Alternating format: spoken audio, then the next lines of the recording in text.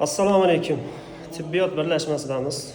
Ayni damda 28-iyul 2026-yil tibbiyot birlashmasi shoshilinch qabul bo'limida o'sha rentgen xonasiga kelyapmiz. Rentgen xonasi. Rentgen apparati. Assalomu alaykum. Aka, mumkinmi? Ichkarigacha kirib bormang. Fuqarolar tomonidan, ayrim fuqarolar tomonidan o'sha xususiy rentgenga, sifrovoy rentgenga yuborish holatlari bo'yicha murojaat qilishgan ekan, o'sha bo'yicha aka, yaxshimisiz? Bezovta qiladimi? Siz bo'lmasiz? Charchab qolyapsiz. Siz rentgenda doktorsiz, shifokorsiz. Rentgenda laborantsiz. Xo'p, qarang, necha yildan buyon ishlaysiz?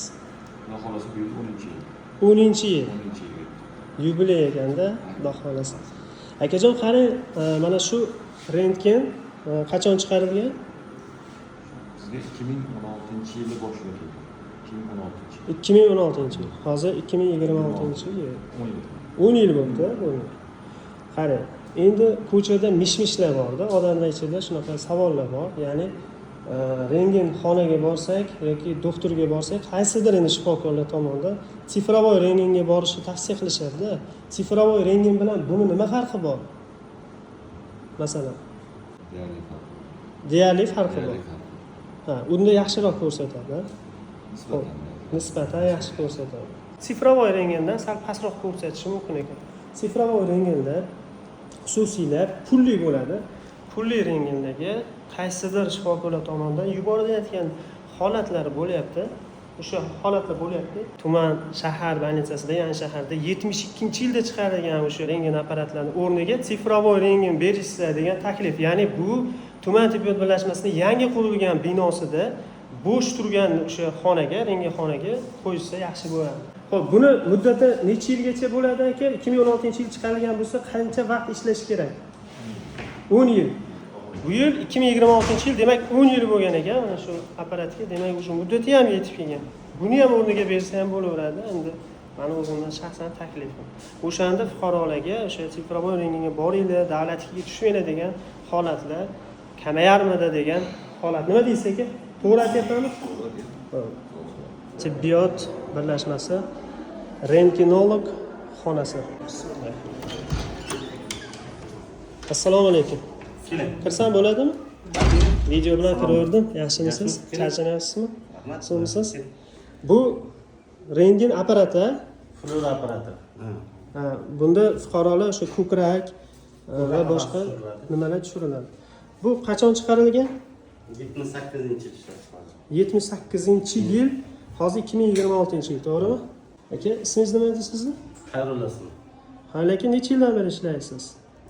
2011dan beri ishlayman. 2011dan buyon ishlaysiz. 2022dan 2026gacha nechta sog'liqni saqlash vazirligida vazir almashdi? Xabaringiz bormi? Bor. Taxminan 4 ta vazir almashdi. Chust tuman tibbiyot birlashmasida nechta glavvrach almashdi o'sha 4 yil ichida? 4 yil ichida 4 yo 5 kishi bo'ldi-da. 4 yo 5 kishi, 4 ta yo 5 ta glavvrach almashdi. Bittadan sanab bersam, unda masalan taxminan. Tushunarli. Endi Namangan viloyati sog'liqni saqlash boshqarmasida mana bu yil yangilandi, to'g'rimi? Boshqarmada yangi boshliq saylandi.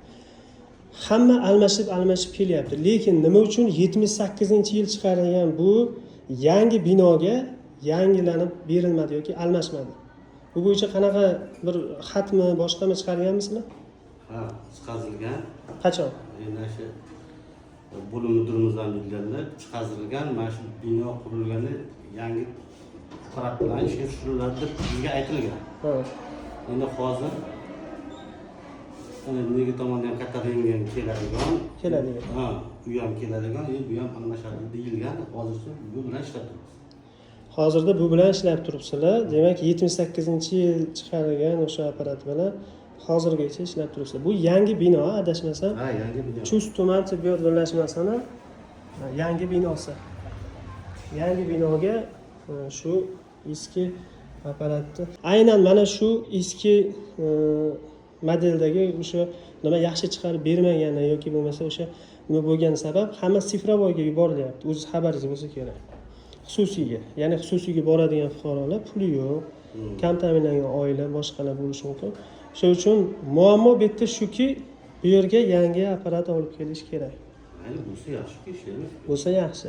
Demak, siz qarshi emassiz buni ijtimoiy tarmoqqa qo'yishimizga. Ayol endi Bu yerga ko'krak pahriz qo'yiladi. bemor kiradi. Aha. Kirib turib, beldan tepasigacha mana yerga kirib, Bu yerga. jag'ini mana yerga qo'yib tushadi. Bu flora apparati bu. Ha, bu apparat. Tushunarli.